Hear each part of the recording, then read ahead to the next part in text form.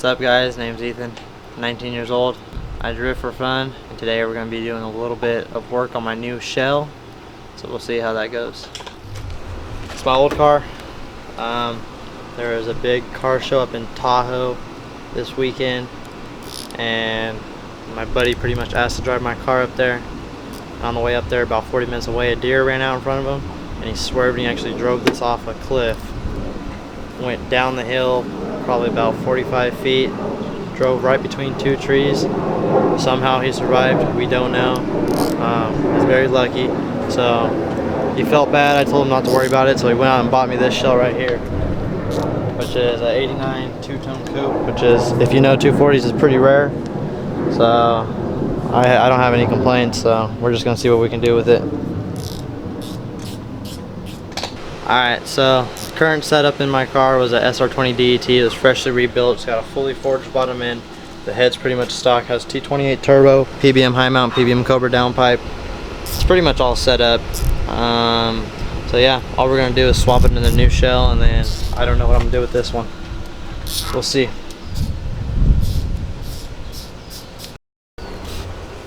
I got a buddy that can paint pretty well. I'm gonna go to Jerry's paint supply and get some color match paint, and he's gonna spray the hood, the headlight cover, and this fender. He's gonna hopefully match it to the two-tone, so it's all one piece. Any like memories of this car that you like remember of? Hell yeah, this car did everything for me. That's what I learned in. I'm gonna miss it. That's why I might just keep it in the backyard for memories. Holy shit, dude, look right here. Look right down the body line.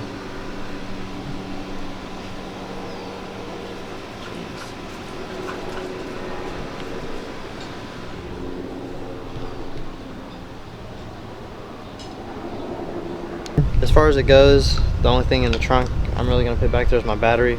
Relocate it to the rear, and what I want to do is use some plywood and just make a floor of the trunk so it doesn't just look gross, because that's never cool. So when you work on cars, you're always alone working on cars? Yeah. But you built that and you built that. Well, oh, that's taken apart. Yeah. I'll have a picture of how that was before. Doesn't look as great now, but it looks sick. What are you getting for that? Another 240. Let me get a hatch though.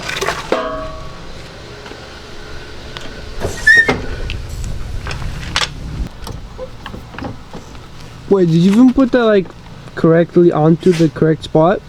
Sure. We'll know if it falls off. Ever had a car fall off its jack? Off this jack? No, but off some jack stands, yeah, I have. It wasn't even my car.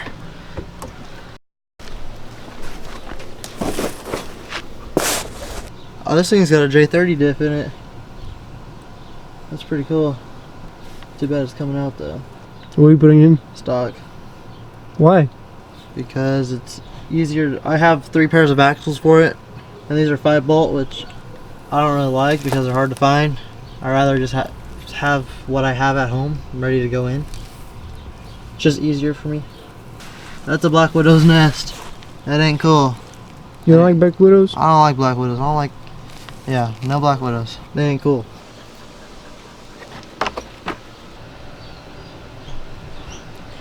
I can see the lens getting bigger and smaller in there.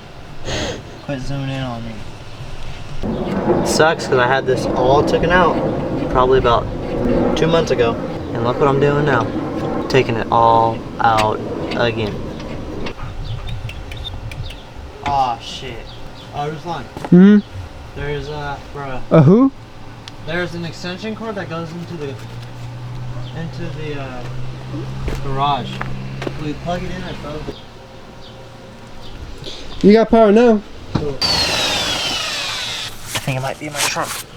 It's my daily. It's a 2006 Chevy Silverado. It's got the 6.6 turbo diesel. Diesel. It's real reliable. It's because it's got this emblem right here. Not a blue one that says F-O-R-D. What does that stand for? Piece of shit. It stands for First on race day. It's whether you like Ford or not. Will you put it in first gear? Like that? Yes, sir.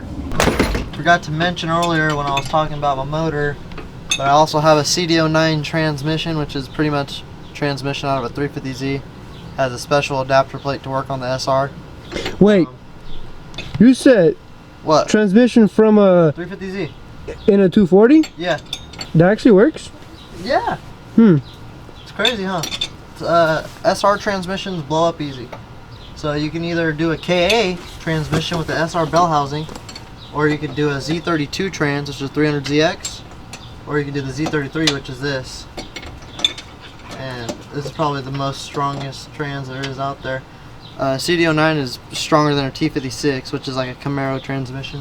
So you can put a lot of horsepower to these transmissions. A T56 is made to only turn to 6,500 RPMs.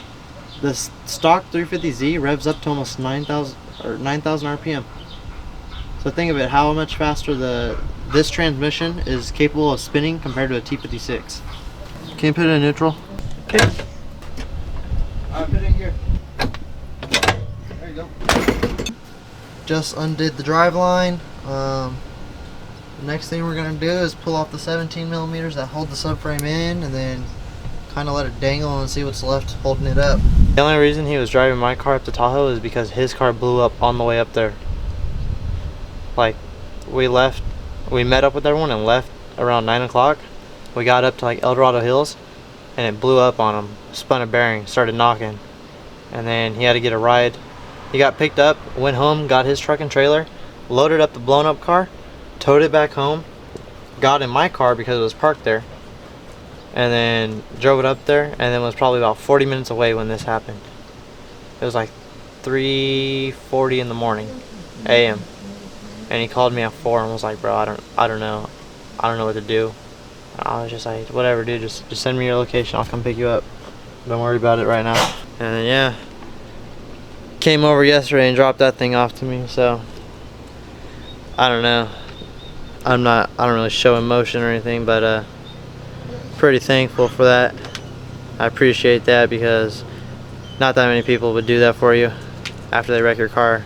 Most of the time you're shit out of luck because no one will repay you or make it right, but my buddy did, so I'm happy. Between two trees, and pretty sure it clipped the front bumper. If you look at this fender right here, it's kind of pulled back in the front. Pretty sure the tree smacked right here, and then it scraped all the way down this. You see this is all creased. This is from me opening the door after the tow truck pulled it out, but all these marks are from a tree, and this was right here. And then when I got to where the car was, it's broken and the cable's obviously snapped, but this was laying inside the car in here, like in the windshield and on the dash. And then if you look on the driver's side, he smacked his head right there. Wait, from inside? He was in, yeah. So he was in the bucket seat, he bent the steering wheel, and he smacked his head right here. Probably can't see it. I seen a little dent. I bent it back for the most part. Oh. But you can see like right there. Yeah, something like it. Yeah, so we'll see. He said he was gonna replace it. I'm not really too worried about it. Probably just gonna rock this. He replaced your whole car, so. Yeah, that's what I'm saying. I'm not really worried about it. Yo. Whose house is Go it? up there real quick. What the heck? What's up, guys? ET reporting live, and we got one of the homeless camps over here, aka the meth lab. Just blew up. I knew he could. Alright guys, so the sun's going down. We're probably going to wrap it up and call it a night. As you can see, we got the subframe out. I think tomorrow we're going to be pulling the subframe out of this car. And I think Ruslan, cameraman's going to head home, but I'm probably going to put the front coilovers on this car tonight before I go to bed. So you'll catch up tomorrow to see the progress on the new shell.